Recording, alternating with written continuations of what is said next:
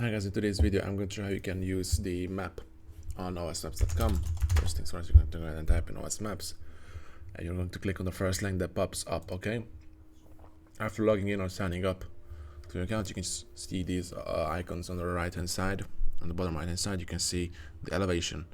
You can see the distance from the actual surface we are viewing. You can press on this 3D feature. This is actually a premium feature. You can only view a 3D map if you have a premium plan on OS Maps. You can also see the map types,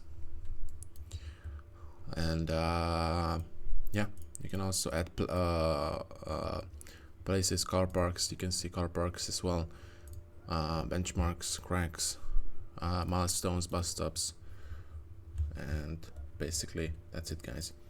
That's it for today's video, guys, and see you in the next one.